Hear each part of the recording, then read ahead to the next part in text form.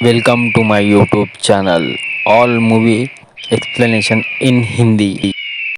Hello friends. आज मैं आपको प्राइवेट आई ये 2009 की Korean mystery thriller movie explain करने वाला हूँ। जिस तरीके से शार्लॉक होम्स में शार्लॉक होम्स और डॉक्टर वॉटसन इन दोनों की रिलेशनशिप दिखाई गई है, उसी तरीके से इस मूवी के कैरेक्टर्स में भी इन्होंने डेवलप करने की कोशिश की है और अच्छे परसेंटेज में ये सफल भी हो जाते हैं। ये मूवी अलग अलग टर्न से भरी हुई है, तो चलिए इसे एक्सप्लेन करना स्टार्ट करते हैं। मूवी स्टार्ट होती है और हमें दिखता है कि एक आदमी जंगल से चल रहा है, उसके साथ एक डेड बॉडी है, इसे वो लेकर जा रहा होता है। इसके बाद जिन हो, जो हमारा मेन कैरेक्टर है, ये हम देखते हैं। जिन हो एक प्राइवेट डिटेक्टिव होता है। एक वाइफ चीट कर रही थी, तो जिन्हो ने उस हस्बैंड को वो जहाँ चीट कर रही थी वहां पर लाकर छोड़ा था। जब चीटिंग करते हुए वाइफ को उसने पकड़ लिया तो इसकी फोटो जिन्हो ने ले ली। ये फोटो जाकर जिन्हो अब न्यूज़पेपर वाले को देकर आता है। न्यूज़पेपर वाले अफेयर्स की स्टोरीज के लिए इसे पैसे देते हैं। ये यही काम करता है। जिन्हो का एक ड्रीम होता है कि वह अमेरिका जा सके, इसीलिए पैसे सेव करने के लिए ये सब वो काम करता है। न्यूज़पेपर एडिटर इसे पैसे देता है और पूछता है कि तुम क्यों वहां जाना चाहते हो, कि वहां मैं बहुत सारे पैसे कमाना चाहता हूँ। ये जोक कर देता है कि वहां बहुत सारी वाइफ्स चीट करती होंगी। अब जिन्हो सिटी में आता है। इसे एक्चुअल में डिटेक्टिव वर्क भी करना होता है, इसीलिए अपने पैम्पलेट्स सिटी में लगा देता है। इसके बाद नेक्स्ट सीन में हमें दिखाया जाता है कि एक ऑपरेशन चल रहा है। यहाँ पर एक बड़े डॉक्टर होते हैं जो जापानीज होते हैं। इनके हाथ के नीचे हमारा और एक मेन कैरेक्टर जिसका नाम जैंग होता है, ये काम करता है। इस ऑपरेशन में जैंग थोड़ा भी डरा नहीं था और सही से उसने डॉक्टर को हेल्प की थी। तो जब ये ऑपरेशन खत्म हो जाता है तो डॉक्टर जैंग से कहते हैं कि तुम्हें और भी प्रैक्टिस करनी चाहिए। जैंग जनरली एनिमल्स पर प्रैक्टिस करता है, तो डॉक्टर से कहते हैं कि अब तुम्हें ह्यूमंस पर प्रैक्टिस करनी चाहिए। डॉक्टर ने अभी अभी ऑपरेशन किया है, पर इसके बदले में उसे एक भेज दी गई है। ये जो हमारी स्टोरी का टाइम पीरियड है, ये 19th सेंचुरी का स्टार्टिंग का पीरियड है। इसी वजह से यहाँ हमें दिखता है कि डॉक्टर को एज अ पेमेंट वो भेज दे देते हैं। डॉक्टर इसमें फ्रस्ट्रेटेड होता है क्योंकि जापान में लोग ऐसा नहीं करते थे। इसके बाद हमें एक क्राइम सीन दिखता है जहाँ बहुत सारा ब्लड पड़ा हुआ होता है। यहाँ पर यंग नाम के पुलिस ऑफिसर को बुलाया जाता है। यंग ये क्राइम सीन देखता है तो वहाँ बहुत सारा ब्लड होता है। जल्दी से उसके नीचे काम करने वालों को ये पहुंचने के लिए बोलता है। ये कहता है कि ये मास्टर के सन का रूम था, किसी को भी पता नहीं चलना चाहिए। मास्टर आकर ये देखता है और इसे बहुत ही सदमा लगता है। मास्टर का बेटा ही गायब हो गया है, तो बहुत ही चिढ़ गया होता है। वो जल्दी से जल्दी यंग को ढूंढने के लिए बोलता है। यंग भी कहता है कि अगर आपका बेटा नहीं होता तो मुझे जॉब कभी भी नहीं लगती। ये मास्टर कहते हैं कि अगर तुमने सही से मेरे बेटे को ढूंढ दिया तो तुम्हारा नाम हम हिस्ट्री में अमर कर देंगे। अब नेक्स्ट सीन में यंग सस्पेक्ट्स की लिस्ट निकालता है। वो अपने कलीग के साथ ये लिस्ट देखता है और उनके नाम से ही लॉजिक बनाने की कोशिश करता है। एक के नाम में टाइगर होता है, तो इसने ही ये काम किया होगा, इसलिए उसको ही वो सस्पेक्ट बना देते हैं। मास्टर को बहुत ही बुरा लग रहा होता है। अपने फ्रेंड से कहता है कि अभी अभी तो मेरा बेटा पढ़कर आया था, उसका कौन एनिमी हो सकता है। दिन वो पूरे एम्पायर को रूल कर सकता है। यहाँ पर हम देखते हैं कि जैंग मौजूद है। साफ सफाई का काम वो यहाँ करता है और काम करते करते ही वो मास्टर के सन की फोटो देखता है। इसे शॉक लगता है और वो बहुत ही डर जाता है। रात में सड़क से जब ये जा रहा होता है तो लोग बात कर रहे होते हैं कि मास्टर के सन को अगर कुछ हो गया तो ये बहुत ही बुरा होगा। जिसने ये किया होगा उसे बहुत ही तड़पाया जाएगा। मास्टर ने उसके सन को ढूंढकर जो देगा, इसके लिए बहुत सारा इनाम रखा हुआ होता है। सुबह हम देखते हैं कि जैंग जिन्हो के पास आता है। उसे आकर कहता है कि मुझे एक आदमी को ढूंढना है।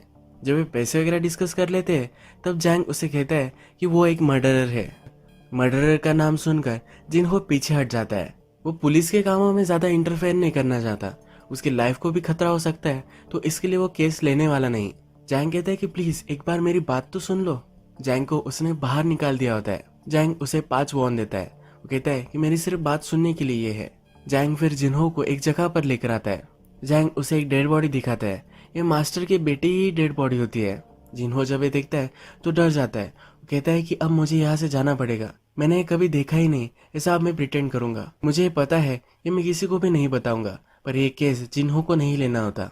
जैंग जिन्हो को कहता है कि मुझे बॉडी मिली थी, मैंने नहीं किया है, और इस काम के लिए उसे 500 वॉन देना चाहता है। जिन्हो को अमेरिका जाने के लिए जो टिकट लगने वाला है, इसकी प्राइस ही 500 वॉन है। 500 वॉन सुनकर जिन्हो रुक जाता है। जिन्हो कहता है कि तुम्हारे पास बॉडी है, तुम जाकर डायरेक्टली देकर आ सकते हो। जैंग कहता है कि मैंने इसके लीवर वगैरह सब कुछ निकाल लिया है। हमने देखा था कि डॉक्टर ने जैंग को कहा था कि रियल ह्यूमंस पर इसे प्रैक्टिस करनी चाहिए, तो यही जैंग कर रहा था और इसी वजह से उसने लीवर वगैरह सब कुछ बॉडी से निकाल लिया था। हमने मूवी के फर्स्ट में देखा है कि एक आदमी जंगल से बॉडी लेकर जा रहा था। ये जैंग ही था। घूमते फिरते इसने एक बॉडी देखी और इस पर एक्सपेरिमेंट करना चाहिए ऐसा उसे लगा, इसलिए ये बॉडी ये घर पर लेकर आया। अब जिनहो पैसों के लिए ये केस लेने के लिए रेडी हो जाता है। जैंग फिर उसे जहाँ पर बॉडी मिली थी वहाँ लेकर आता है। ये जगह फॉरेस्ट में होती है और बॉडी वहाँ पड़ी हुई थी। जिन्हो आसपास देखता है तो काट के निशान उसे दिखते हैं। जिन्हो को लगता है कि अगर इस काट को उसने पहचान लिया तो किलर के पास वो पहुंच जाएगा, पर जैंग ने ही ये काट लाया था। ये जैंग को फिर से मजाक कर कर पूछता है, क्या तुम श्योर हो कि तुमने नहीं किया? इसके बाद हम देखते हैं कि दोनों मार्केट में आ जाते हैं। जैंग जिन्हो को कहता है, क्या तुम्हें यह अजीब नहीं लगता कि फॉरेस्ट के मिडल में जहाँ किसी को भी ये बॉडी मिल जाए, यहाँ बॉडी रखी गई थी। मर्डर ने कुछ भी एफर्ट नहीं लिए थे। जिन्हो कहता है कि इसके पीछे दो रीजन हो सकते हैं। पहला कि वो बहुत ही इडियट है और दूसरा कि वो चाहता था कि ये बॉडी किसी न किसी को तो मिल जाए। जिन्हो जैंग से कहता है कि मुझे लगता है कि मेरा पीछा कोई कर रहा है। इस आदमी को स्पॉट करता है और इसके पीछे पीछे भागने लग जाता है।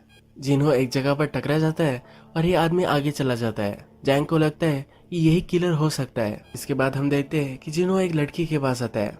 इस लड़की का नाम होता है सुन। ये हमारे और एक मेन कैरेक्टर है। ये एक फैक्ट्री जैसी जगह पर काम करती है, पर वहाँ वो बहुत सारे एक्सपेरिमेंट करती है। एक्चुअल में इसे साइंटिस्ट बनना होता है, इसीलिए हमेशा एक्सपेरिमेंट करती रहती है। जिन्हो को उसने एक दूरबीन दी थी, पर अब वो टूट चुकी है, इसलिए जिन्हो उसके पास आता है। इसके बाद ये बात करते करते चलने लग जाते हैं। जिन्हो कहता है, मेरे पास एक बहुत ही अच्छी केस आई है, अगर उसने सॉल्व कर दी तो उसे अमेरिका जाने के लिए पैसे मिल जाएंगे। सुन को भी ये सुनकर अच्छा लगता है कि तुम भी बहुत ही स्मार्ट हो, अगर तुम भी अमेरिका गई तो वहाँ बहुत सारी चीजें तुम सीख सकती हो। वो पूछती है, क्या तुम मुझे पूछ रहे हो कि मैं तुम्हारे साथ आऊँ?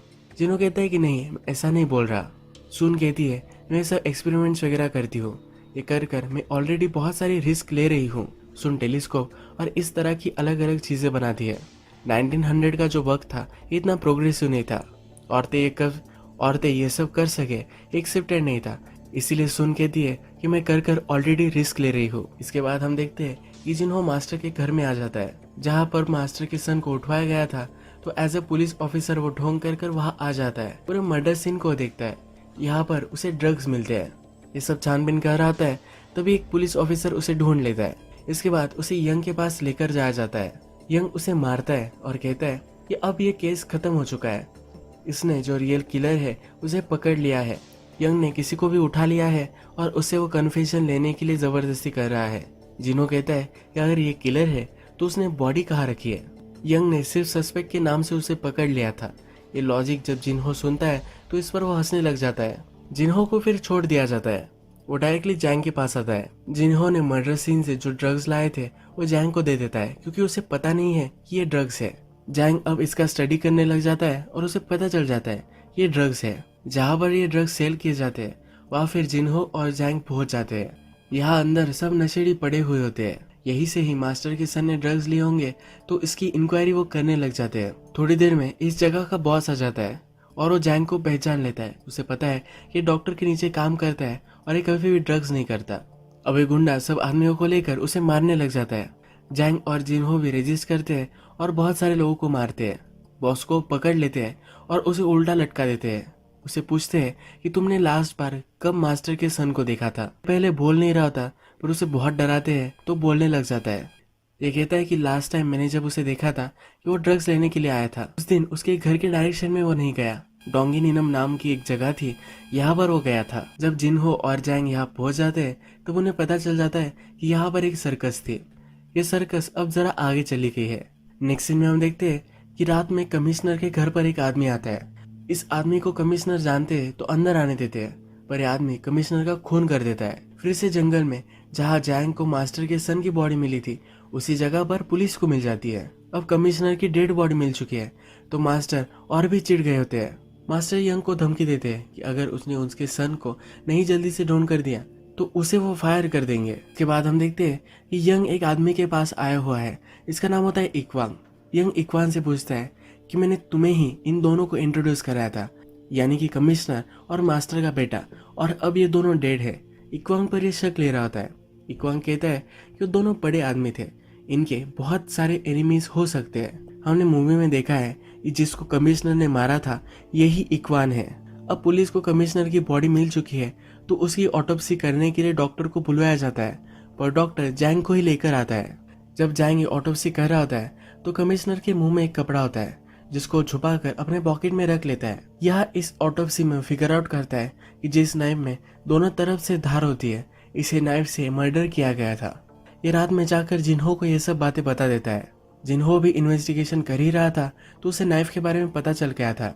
कमिश्नर के मुंह में जो कपड़ा था, ये एक नया सुराग उन्हें मिल चुका है तो इसके पीछे अब वो लग जाते हैं। ये कपड़ा आया कहाँ से है ये पता नहीं कर पाते। सुन इंटेलिजेंट है तो सुन के पास जिन्हो ये कपड़ा लेकर आता है, पर थोड़े एक्सपेरिमेंट करती है। फिर उसे पता चलता है कि इस कपड़े पर फ्लावर बना हुआ था। इसे फ्लावर के कपड़े सर्कस में ही लोग पहनते हैं। कमिश्नर का बेटा मर्डर होने से पहले सर्कस में ही गया था, तो अब ये दो एविडेंस इन्हें मिल चुकी है तो सर्कस में कुछ ना कुछ तो गड़बड़ है। इसे परस्यू करने के लिए वो निकल जाते हैं। जाकर वो सर्कस देखने लग जाते हैं तो वहाँ इक्वांग होता है। इक्वांग डबल एज नाइफ से एक शो दिखाता है जिसमें वो एक आदमी को बोर्ड से बांधता है और उस पर ये चाकू चलाता है। इक्वांग कहता है कि ऑडियंस में से अगर कोई आ जाए तो सचमुच में ये गेम खेलते हुए डरेगा तो ये बहुत ही मजा आएगा। जिन्हो जल्दी से उठ जाता है और इसके लिए रेडी हो जाता है। इक्वान थोड़ी देर तक आंखों में पट्टी बांध लेता है, उसके बाद चाकू चलाने लग जाता है। ये देखकर जिन्हो बहुत ही डरा हुआ होता है, पर सक्सेसफुल ये गेम कंप्लीट हो जाता है। जब जिन्हो ने इस गेम के लिए वॉलंटियर किया था तो उसी वक्त उसने नाइफ वहां से चुरा ली थी। ये नाइफ वो चेक करते हैं और कंफर्म हो जाता है कि इसी नाइफ से मर्डर हुआ था। जिन्हो अभी भी कह नहीं सकता कि इक्वांग ने मर्डर किया है, क्योंकि सर्कस में इन नाइफ्स को कोई भी पा सकता है और किसी ने भी मर्डर किया हो सकता है। इसके बाद हम सर्कस देखते हैं। इक्वांग ने एक लड़कियों को पकड़कर लटकाया हुआ होता है। ये लड़की यहाँ से भाग रही थी, इसी वजह से उसे कहता है कि मैंने तुम्हें बाय किया है, मैं तुम्हारे साथ जो चाहे वो कर सकता हूँ। इस लड़की की एक छोटी बहन भी थी, उसे पकड़कर ले आए हैं। इस छोटी लड़की की भी वो स्किन जलाने वाला था, पर बड़ी लड़की कहती है इसका पीरियड आया हुआ है। ये सुनकर इसे खुशी होती है, ये इस छोटी लड़की को छोड़ देता है। इसके बाद हम देखते हैं कि न्यूज़पेपर वालों के यहाँ जिन्हो को बुलाया गया है। सर्कस में एक बड़ा इवेंट चल रहा है जहाँ गवर्नर, पुलिस ऑफिसर ये सब आने वाले हैं। यहाँ किसी को भी अलाउड नहीं है, तो जिन्हो को वो कहता है कि वहाँ जाकर चुपके से तुम कुछ इमेजेस लेकर आओ। यहाँ क्या चलता है ये किसी को भी पता नहीं है, इन्हें हम कुछ एक्सपोज कर सकते हैं। ये न्यूज़पेपर वाला कहता है कि ये काम डेंजरस हो सकता है। जिन्हो प्रिटेंड करता है कि उसे भी ये डेंजरस लग रहा है, पर एक्चुअल में उसे भी जाना होता है, क्योंकि अब वो केस की इन्वेस्टिगेशन करने के लिए सर्कस के बारे में और भी कुछ जानना चाहता है। सर्कस के यहाँ जाकर सर्कस वालों से वो कहते हैं कि तुम्हें फ्री की पब्लिसिटी मिल जाएगी, इसलिए वो सर्कस वाले भी इन्हें फोटो लेने के लिए हेल्प कर देते हैं। जिन्हो अलग अलग टेंट में घुसता है और वहाँ नाइफ्स खोजने लग जाता है। या उसे किलर कौन है इसका कुछ ना कुछ तो एविडेंस मिल सकता है, पर इसे एक आदमी ढूंढ लेता है और बाहर निकाल देता है। ये यहाँ से जा रहा होता है, पर दोनों छोटी लड़कियां इसे रोक लेती है, कहती है कि प्लीज हमारा भी फोटो ले लो। जिन्हो पहले मना करता है, पर ये बहुत ही स्वीटली उससे रिक्वेस्ट करती है, तो जिन्हो भी मान जाता है। जिन्हो सुन को उसकी केस के बारे में सब कुछ चीजें बताता है, तो सुन को सब कुछ मालूम है, तो वो भी थोड़ी सी इन्वेस्टिगेशन करती है। सुन पता करती है कि जो इक्वांग है ये अलग अलग बिहेव करता है। एक बार वो कुछ करेगा तो दूसरी बार कुछ अलग ही चीजें करता है। पुलिस पर यानी कि यंग पर अब प्रेशर बढ़ने लग चुका है, तो एक आदमी को जो बहुत ही गरीब होता है कन्फेशन करने के लिए मना लेता है। ये एक फेक बॉडी भी रखवा आते हैं। ये आदमी सिर्फ पैसों के लिए एडमिट करता है कि उसने ही मास्टर के सन को मारा है। जब इस मर्डर को देखने के लिए जिन्हो और जैंग जाते हैं, तो जैंग कहता है कि मैं तो इसे पहचानता हूँ, ये वही आदमी था जिस पर ऑपरेशन हुआ था। ये बहुत ही गरीब है, इसी वजह से इसने कन्फेशन किया होगा, ये वो जिन्हो को बताता है। जिन्हो अब यंग के पास जाता है, उसे कहता है कि मुझे मालूम है कि ये रियल किलर नहीं है, मैं सब जाकर ये मास्टर को बता सकता हूँ। यंग कहता है कि प्लीज ऐसा मत करो। यंग पूछता है कि तुम्हें क्या चाहिए। जिन्हो कहता है कि मुझे सिर्फ 3 दिन दो, 3 दिन में सही मर्डर में ढूंढ निकालूंगा, तब तक इस आदमी को कुछ भी होना नहीं चाहिए। अब रात में इन्वेस्टिगेशन करने के लिए जिन्हो सर्कस के आसपास घूम रहा होता है, तभी इक्वांग उसे ढूंढ लेता है। इस पर वो चाकू लगाता है, कहता है कि तुम यहाँ कर क्या रहे थे। ये जिन्हो को धमकी देता है कि अगर वो आसपास फिर से दिखा तो उसे मार डालेगा। जिन्हो कहता है कि मुझे मालूम है कि तुम ही मर्डरर हो। इक्वांग ये सुनकर सरप्राइज हो जाता है, जैसे उसने कुछ किया ही नहीं है ऐसा वो प्रिटेंड करता है। अब इन दोनों में फाइट हो जाती है, पर इक्वांग का ट्विन ब्रदर वहां जाता है। ये दोनों मिलकर जिन्हो को बांध देते हैं। इसके बाद ये सर्कस का शो करते हैं। इक्वांग का जुड़वा ब्रदर अब जिन्हो से मिलने के लिए आता है। जिन्हो कहता है कि तुमने ही मर्डर किए हैं। ये जुड़वा ब्रदर कहता है कि तुम पुलिस नहीं हो, हम दोनों को अकेला छोड़ दो। जिनहो अभी भी बंधा हुआ है और उसी वक्त सर्कस का शो चल रहा था। हमने जो 2 लड़कियां देखी थी वो सर्कस में ही काम करती है और शो करते वक्त ऊपर से वो छलांग लगा देती है। ये बहुत ही इंजर्ड हो जाती है। जैंग भी जिन्हो को ढूंढते ढूंढते यहाँ आ ही चुका होता है और जिन्हो को छुड़वा लेता है। ये यहाँ से जा रहे होते हैं पर लड़की इंजोर है तो जैंग इसे देखने लग जाता है। इक्वांग भी इस लड़की के पास आया हुआ होता है। उसे बहुत ही बुरा लगता है। यह अपने ब्रदर पर गुस्सा हो जाता है, उसे मारने लग जाता है। अपने ब्रदर को कहता है कि तुम्हारी वजह से यह सब हुआ है। जिन्हो टेंट के अंदर होता है और ये दोनों ब्रदर बाहर झगड़ रहे होते हैं। जिन्हो को आवाज आती है और वो बाहर आता है पर वहाँ उसे एक ब्रदर की डेड बॉडी मिलती है। अभी डेड बॉडी किस ब्रदर की है ये किसी को भी पता नहीं है। यहाँ पर पुलिस को बुलाया जाता है। यंग इक्वांग का फ्रेंड ही है तो यंग कहता है कि किसी न किसी तरीके से मैं जल्दी से ये केस निपटा लूंगा, कोई भी वरी करने की तुम्हें जरूरत नहीं है। जिन्हो के पास यंग आता है और कहता है कि क्या तुम्हें रियल किलर मिला है। जिन्हो यंग को कुछ भी नहीं बताता। जिन्हो को पता है कि जो ब्रदर जिंदा है यही किलर है पर वो बताने नहीं वाला। जो छोटी लड़की ऊपर से गिरी थी इसको जैंग हेल्प कर सकता है। ये जल्दी से उसे हॉस्पिटल में लेकर आता है। वो डॉक्टर को सर्जरी करने के लिए बोलता है पर डॉक्टर मान नहीं रहा होता। जैंग डॉक्टर पर बहुत ही चिढ़ जाता है। वो कहता है कि क्या तुम सिर्फ पैसों के लिए नहीं कर रहे। डॉक्टर भी चिढ़ जाते हैं और वहां से चले जाते हैं। जैंग अब खुद ही ऑपरेशन कर डालता है। रात में जिन्हो सुन से मिलने के लिए आता है। जिन्हो अब जरा परेशानी में है। सुन ये पहचान जाती है। सुन कहती है तुम्हें जो भी लगता है जो तुम्हें करना चाहिए ये तुम कर डालो। वो कहती है कि जब तुम पुलिस में थे तुम जिस तरह से फियरलेस थे उसी तरीके से फिर से तुम ये काम करो। यहाँ इनकी बातचीत से हमें पता चलता है कि एक दूसरे से पहले प्यार करते थे पर अब इनमें ब्रेकअप हो चुका है। इसके बाद हम देखते हैं जिन्हो यंग के पास जाता है और इसके साथ मिलकर एक प्लान बनाता है। जिन्हो फिर सर्कस में पहुंचता है। आसपास कहीं भी इक्वांग नहीं होता पर उसका एक आदमी जो उस पर वो ट्रस्ट करता है वो वहां होता है। जिन्हो फिर उसे बहुत मारता है और इक्वांग का पता निकालता है। न्यूज़पेपर वाले ने जिन्हो को कहा था कि कमिश्नर बहुत सारे बड़े बड़े लोग ये सब इक्वांग के पास जाते हैं। ये क्यों जाते हैं इसका रीजन अब उसे पता चल जाता है। इन सब लोगों का क्लब था जिसमें कमिश्नर, गवर्नर, मास्टर का बेटा ये सब शामिल थे। इक्वांग इन सब लोगों को लड़कियां सप्लाई करता था। ये सब मिलकर इन लड़कियों का शोषण करते थे। सर्कस में काम करने वाली लड़कियां हमने देखी है कि वो भागने की कोशिश कर रही थी। यही रीजन था कि वो भागना चाहती थी। इक्वांग के आदमी से जिन्हो पता निकाल लेता है इक्वांग अब कहाँ होगा। वो इस बार गवर्नर के पास आया हुआ है। एक्चुअल में इक्वांग और उसका जो ब्रदर है इनमें से एक लड़कियां सप्लाई करता था।